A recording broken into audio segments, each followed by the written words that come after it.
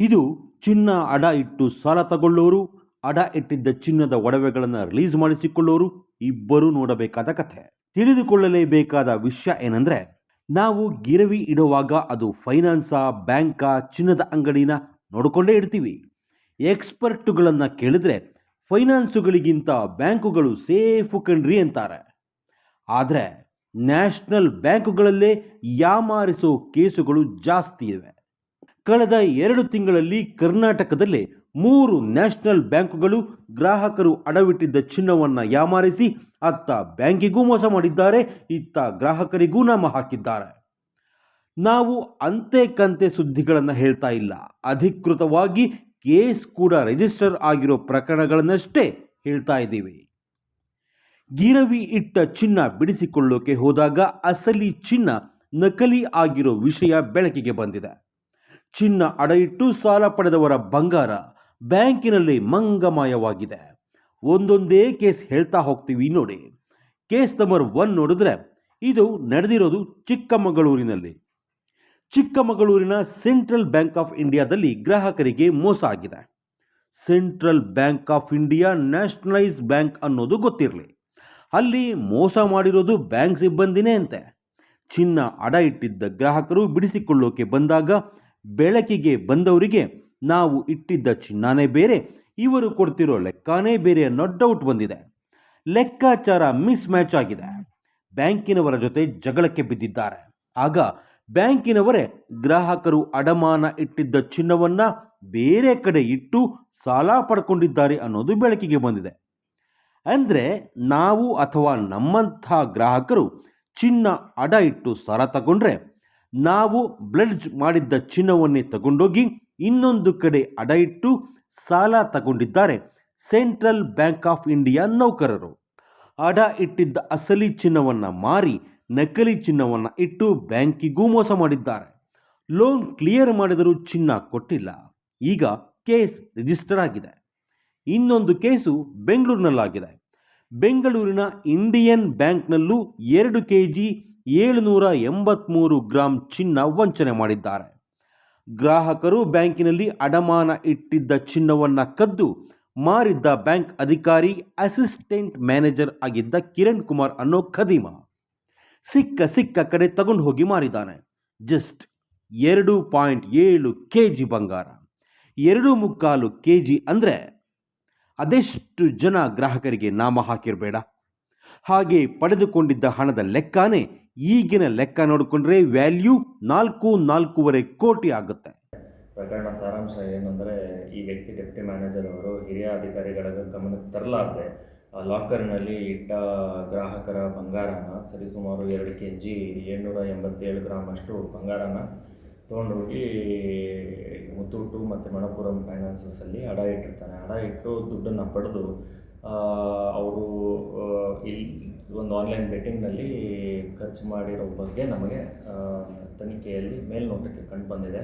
ಒಂದು ವಿಷಯ ಗೊತ್ತಿರಲಿ, ಇಂಡಿಯನ್ ಬ್ಯಾಂಕ್ ಕೂಡ ನ್ಯಾಷನಲ್ ಬ್ಯಾಂಕು. ಈ ಬ್ಯಾಂಕಿನಲ್ಲಿ ಕದ್ದ ಚಿನ್ನವನ್ನು ಎಲ್ಲಿಡ್ತಾ ಇದ್ದ ಗೊತ್ತಾ? ಮುತ್ತೂಟ್, ಮಲಪ್ಪುರಂ ಫೈನಾನ್ಸುಗಳಲ್ಲಿ ಇಡ್ತಿದ್ದಂತೆ. 3ನೇ ಕೇಸನ್ನು ನೋಡ್ಕೊಂಡ್ಬಿಡಿ. ಇದು ಕರ್ನಾಟಕದ ಹೆಮ್ಮೆ ಅನ್ನಿಸ್ಕೊಂಡಿರೋ ಕೆನರಾ ಬ್ಯಾಂಕ್ ಸ್ಟೋರಿ. ಮೈಸೂರಿನ ಕೆನರಾ ಬ್ಯಾಂಕ್ ಶಾಖೆಯಲ್ಲಿಯೂ ಚಿನ್ನ ವಂಚನೆ ಪ್ರಕರಣ ಬೆಳಕಿಗೆ ಬಂದಿತ್ತು. ಡಿಸೆಂಬರಿನಲ್ಲಿ ನಡೆದಿದ್ದ ಕೇಸ್ ಅದು. ಮೈಸೂರಿನ ಹಿನಕಲ್ ಕೆನರಾ ಬ್ಯಾಂಕ್ ಶಾಖೆಯಲ್ಲಿ ಗ್ರಾಹಕರೊಬ್ಬರು 19 ಗ್ರಾಂ ತೂಕದ ಚಿನ್ನವನ್ನು ಅಡ ಇಟ್ಟಿದ್ರು. ಆ ಚಿನ್ನದ ಸರದಲ್ಲಿ 85 ಚಿನ್ನದ ಗುಂಡುಗಳಿದ್ವು. ತಮ್ಮ ಕಷ್ಟ ತೀರಿಸಿಕೊಂಡು ಮತ್ತೆ ಚಿನ್ನದ ಸರವನ್ನು ವಾಪಸ್ ಪಡೆಯುವಾಗ ಚಿನ್ನದ ಸರದ ತೂಕ 3 ಗ್ರಾಂ ಕಡಿಮೆ ಆಗಿತ್ತು. ಈಗಿನ ಲೆಕ್ಕದಲ್ಲಿ 3 ಗ್ರಾಂ ಚಿನ್ನ ಅಂದರೆ ಹತ್ತತ್ರ 50,000 ಆಗುತ್ತೆ. ಎಲ್ಲಿ ಮಿಸ್ ಆಯಿತು ಅಂತ ನೋಡಿದಾಗ 85 ಚಿನ್ನದ ಗುಂಡುಗಳಲ್ಲಿ 77 ಚಿನ್ನದ ಗುಂಡುಗಳಷ್ಟೇ ಇದ್ವು. 8 ಗುಂಡುಗಳು ಮಿಸ್ ಆಗಿದ್ವು. ಹೋಗ್ಲಿ ಅಂತ ಬೇರೆ ಒಡವೆಗಳನ್ನು ಚೆಕ್ ಮಾಡಿದರೆ ತೂಕ ಕರೆಕ್ಟ್ ಆಗಿತ್ತು, ಆದರೆ ಚಿನ್ನದ ಕ್ವಾಲಿಟಿ ಡೌನ್ ಆಗಿತ್ತು. ಗ್ರಾಹಕರಿಂದ ಅಡ ಇಟ್ಟಿಸಿಕೊಂಡ ಚಿನ್ನವನ್ನು ಲಾಕರಿಂದ ತೆಗೆದು ಚಿನ್ನವನ್ನು ಕರಗಿಸಿ ಸ್ವಲ್ಪ ತಗೊಳ್ತಾರೆ. ಎಷ್ಟು ಚಿನ್ನವನ್ನು ತಗೊಂಡಿರ್ತಾರೋ ಅಷ್ಟೇ ತೂಕದ ತಾಮ್ರವನ್ನು ಅದೇ ಚಿನ್ನಕ್ಕೆ ಮಿಕ್ಸ್ ಮಾಡ್ತಾರೆ. ಅಕ್ಕ ಸಾಲಿಗ ಒಬ್ಬನನ್ನು ಸರಿಯಾಗಿ ನೋಡಿಕೊಂಡ್ರೆ ಆಯಿತು. Sir, I am again, is a appraising, who is doing appraiser here. Till now, no one complained against him. All these years, more than 5 years, 5 years he is working. Till now, no allegation on him. All of a sudden, they have done. Okay, we cannot deny also. Made allegations on only Ashwin because he made some. He is the appraiser, no, sir. So naturally, first person is the person who is responsible. If we will also conduct investigation, after that we will take the necessary steps. ಮೈಸೂರಿನಲ್ಲಿ ಆಗಿದ್ದದ್ದು ಇಂಥ case. Wonder ಏನು ಗೊತ್ತಾ? ಈಗ ಲೆಕ್ಕ ಹಾಕಿ, case ಹೊರಬಿದ್ದಾಗ ಬ್ಯಾಂಕಿನವರು ಅಷ್ಟೋ ಇಷ್ಟೋ ಪರಿಹಾರ ಕೊಡಬಹುದು. ಕಳೆದುಕೊಂಡಷ್ಟೇ ಚಿನ್ನವನ್ನು ಬ್ಯಾಂಕಿನಿಂದ ವಾಪಸ್ ಕೊಡಿಸಬಹುದು ಅಥವಾ ದುಡ್ಡು ಕೊಡಬಹುದು. ಆದರೆ ಆ ದುಡ್ಡು ಕೂಡ ನಮ್ಮದೇ. ಗ್ರಾಹಕರು ಬ್ಯಾಂಕಿನಲ್ಲಿಟ್ಟ ಹಣದಿಂದ ಬಂದ ಲಾಭವನ್ನೇ ಅವರು ಪರಿಹಾರ ಕೊಡ್ತಾರೆ. ಅವರು ಕಳ್ಕೊಳ್ಳೋದು ಏನೂ ಇರಲ್ಲ. ನ್ಯಾಷನಲ್ ಬ್ಯಾಂಕುಗಳಲ್ಲೇ ಮೋಸ ಆದರೆ ಯಾರನ್ನು ನಂಬೋದು? ಗ್ರಾಹಕರು ಯಾವ ನಂಬಿಕೆ ಮೇಲೆ ಚಿನ್ನವನ್ನು ಅಡ ಇಡಬೇಕು? ಕಷ್ಟದಲ್ಲಿದ್ದವರ ಸಂಕಟವನ್ನೇ ಬಂಡವಾಳ ಮಾಡಿಕೊಂಡ ಕಿರಾತಕರು. ವಂಚನೆ ಮಾಡಿದ ಅಧಿಕಾರಿಗಳ ವಿರುದ್ಧ ಏನು ಕ್ರಮ ಕೈಗೊಳ್ತಾರೆ? ಅಧಿಕಾರಿ ಅರೆಸ್ಟ್ ಆದರೆ ಕಳೆದುಕೊಂಡ ಚಿನ್ನ ವಾಪಸ್ ಕೊಡುತ್ತಾ ಬ್ಯಾಂಕ್? ಹೀಗೆ ಪ್ರಶ್ನೆಗಳ ಮೇಲೆ ಪ್ರಶ್ನೆಗಳು ಮೂಡುತ್ತವೆ. ಇದರ ಮಧ್ಯೆ ಪಂಜಾಬ್ ನ್ಯಾಷನಲ್ ಬ್ಯಾಂಕಿನಲ್ಲಿ ಇನ್ನೊಂದು ಕೇಸ್ ಬಂದಿದೆ. ಅವರು ಬ್ಯಾಂಕಿನಲ್ಲಿ ಲಾಕರ್ ತಗೊಂಡು ಆ ಲಾಕರಿನಲ್ಲಿ 60 ಲಕ್ಷ ಮೌಲ್ಯದ ಒಡವೆಗಳನ್ನು ಇಟ್ಟಿದ್ರಂತೆ. ಈಗ ಲಾಕರ್ ಓಪನ್ ಮಾಡಿದ್ರೆ 60 ಲಕ್ಷದ ಒಡವೆ ಮಿಸ್ಸಿಂಗ್. ಇದು ಕರ್ನಾಟಕದ ಕೇಸ್ ಅಲ್ಲ. ಇಲ್ಲೂ ಒಂದು ಲೆಕ್ಕ ಇದೆ. ನಾವು ಬ್ಯಾಂಕಿನ ಲಾಕರ್ ತಗೊಂಡಿರ್ತೀವಲ್ಲ, ಆ ಲಾಕರ್ಗೆ ನಾವೇ ಬಾಡಿಗೆ ಕಟ್ಟಬೇಕು. ಆದರೆ ಎಡವಟ್ಟಾದರೆ ಕೊಡೋದು ಪರಿಹಾರ ಎಷ್ಟು ಗೊತ್ತಾ? ನಾವು 5,000 ಬಾಡಿಗೆ ಕೊಡ್ತಾ ಇದ್ದೀವಿ ಅಂದ್ಕೊಳ್ಳಿ.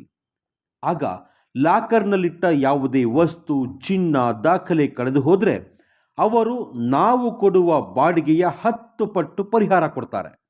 ನೀವು ಕೋಟಿ ಕೋಟಿ ಕಳ್ಕೊಂಡ್ರೂ ಅಷ್ಟೇ, ನಾವು ಕಟ್ಟುವ ಬಾಡಿಗೆಯ 10 ಪಟ್ಟು ಪರಿಹಾರ.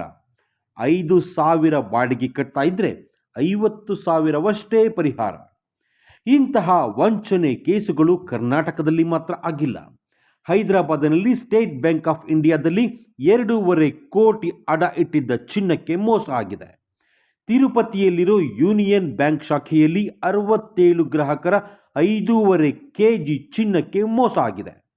ಈಗಿನ ಲೆಕ್ಕ ನೋಡಿದರೆ ಸುಮಾರು 12 ಕೋಟಿ ಬೆಲೆಯ ಚಿನ್ನ. ರಾಜಸ್ಥಾನದ ರಾಜಸ್ಥಾನ್ ಬ್ಯಾಂಕ್ ಬ್ರಾಂಚ್ನಲ್ಲಿ ಗ್ರಾಹಕರು ಅಡ ಇಟ್ಟಿದ್ದ ಸುಮಾರು 4 kg ಚಿನ್ನಕ್ಕೆ ಮೋಸ ಆಗಿದೆ. ರಾಜಸ್ಥಾನ ಬ್ಯಾಂಕ್ ಬ್ರಾಂಚ್ ಅಂದರೆ ರಾಜಸ್ಥಾನದ ಸ್ಟೇಟ್ ಬ್ಯಾಂಕು. ಹೀಗಾದರೆ ನಾವೇನು ಮಾಡಬೇಕು? ಇದ್ದುದರಲ್ಲಿ ಕೊನೆಗೆ ಬ್ಯಾಂಕುಗಳನ್ನೇ ನಂಬಬೇಕು, ಬೇರೆ ದಾರಿ ಇಲ್ಲ. ಚಿನ್ನ ಅಡ ಇಡುವಾಗ ಎಷ್ಟು ಗ್ರಾಮ್ ಚಿನ್ನ, ಯಾವ ಡಿಸೈನ್ ಅಂತ ಬರ್ಕೋಬೇಕು. ಅಡ ಇಡೋ ಮೊದಲು ಒಡವೆಗಳ ಕಂಪ್ಲೀಟ್ ಫೋಟೋ ತಕ್ಕೋಬೇಕು. ಅಡ ಇಟ್ಟ ಮೇಲೆ ರಸೀದಿಗಳನ್ನು ಸರಿಯಾಗಿವೆಯೇ ಅಂತ ಪರಿಶೀಲಿಸಬೇಕು. ಚಿನ್ನವನ್ನು ಸೀಲ್ ಮಾಡಿ ಕೊಡೋದನ್ನು ಖಚಿತಪಡಿಸ್ಕೋಬೇಕು. ಸಂದೇಹ ಬಂದರೆ ನೇರವಾಗಿ RBIಗೆ ದೂರು ಕೊಡಬಹುದು. ವಾಪಸ್ ಪಡೆಯುವಾಗ ಡಿಸೈನ್, ತೂಕವನ್ನು ಮರುಪರಿಶೀಲನೆ ಮಾಡಬೇಕು. ಡ್ಯಾಮೇಜ್ ಆಗಿದ್ದರೆ ತಕ್ಷಣ ಪರಿಶೀಲನೆ ಮಾಡಿ ಖಚಿತಪಡಿಸ್ಕೋಬೇಕು. ಮೊದಲಿದ್ದ ಹಾಲ್ಮಾರ್ಕ್ ಇದೆಯೇ ಇಲ್ಲವೇ ಅನ್ನೋದನ್ನು ಪರಿಶೀಲನೆ ಮಾಡಬೇಕು. ಸೀಲ್ ಮಾಡಿದ್ದ ಒಡವೆಯನ್ನು ನಿಮ್ಮ ಎದುರೇ ಸೀಲ್ ಓಪನ್ ಮಾಡಲಾಗಿದೆ ಅನ್ನೋದನ್ನು ಪರೀಕ್ಷಿಸಿ ಖಚಿತ ಮಾಡ್ಕೋಬೇಕು. ಇನ್ನೂ ಒಂದು ವಿಷಯ ಗೊತ್ತಿರಲಿ, ನೀವು ಅಡ ಇಟ್ಟ ಚಿನ್ನದ ಸಾಲವನ್ನು ಕ್ಲಿಯರ್ ಮಾಡಿದರೆ ಎಲ್ಲರೂ ತಕ್ಷಣ ಚಿನ್ನವನ್ನು ವಾಪಸ್ ಕೊಡ್ತಾರೆ. ವೆಯ್ಟ್ ಮಾಡಿಸಿದ್ರೂ ಅಷ್ಟೇ. ರೂಲ್ಸ್ ಪ್ರಕಾರ ಸಾಲ ಕ್ಲಿಯರ್ ಆದ 1 ವಾರದ ಒಳಗೆ ಚಿನ್ನವನ್ನು ವಾಪಸ್ ಕೊಡಬೇಕು. ಇಲ್ಲ ಅಂದರೆ ಪ್ರತಿ ದಿನಕ್ಕೆ 5,000 ಪರಿಹಾರ ಕೊಡಬೇಕು. ಚಿನ್ನ ಕಳೆದು ಹೋದರೆ, ಡ್ಯಾಮೇಜ್ ಆಗಿದ್ದರೆ, ಪ್ಯೂರಿಟಿ ಕಡಿಮೆಯಾಗಿದ್ದರೆ, ಕಳೆದೇ ಹೋಗಿದ್ರೆ ಬ್ಯಾಂಕ್ ಪೂರ್ತಿ ಪರಿಹಾರ ಕೊಡಬೇಕು. ಅಂದರೆ ನೀವು ಬಿಡಿಸಿಕೊಂಡ ಟೈಮ್ನಲ್ಲಿ ಚಿನ್ನಕ್ಕೆ ಎಷ್ಟು ಬೆಲೆ ಇದೆಯೋ ಅಷ್ಟೇ ಬೆಲೆಯನ್ನು ವಾಪಸ್ ಕೊಡಬೇಕು. RBI ರೂಲ್ಸ್ ಪ್ರಕಾರ ಬ್ಯಾಂಕುಗಳಲ್ಲಿ ಚಿನ್ನ ಅಡ ಇಟ್ಟ ಗ್ರಾಹಕರಿಗೆ ಮೋಸ ಆಗಲ್ಲ, ಪರಿಹಾರ ಕೊಡ್ತಾರೆ. ಆದರೆ ಯಾವನೋ ಖದೀಮ ಮಾಡಿದ ಮೋಸಕ್ಕೆ ದಂಡ ಕಟ್ಟೋದು ಅಧಿಕಾರಿಗಳ ಸಂಬಳದಿಂದ ಅಲ್ಲ, ಮತ್ತದೇ ಗ್ರಾಹಕರಿಂದ ಬಂದ ಲಾಭದ ಹಣದಿಂದ, ಡೆಪಾಸಿಟ್ ದುಡ್ಡಿಂದ. ಇದನ್ನು ನಾವು ಚೇಂಜ್ ಮಾಡೋಕ್ಕಂತೂ ಆಗಲ್ಲ. ಚಿನ್ನ ಅಡ ಇಡುವಾಗ, ಬಿಡಿಸಿಕೊಳ್ಳುವಾಗ ನಮ್ಮ ಎಚ್ಚರಿಕೆಯಲ್ಲಿ ನಾವಿರೋಣ.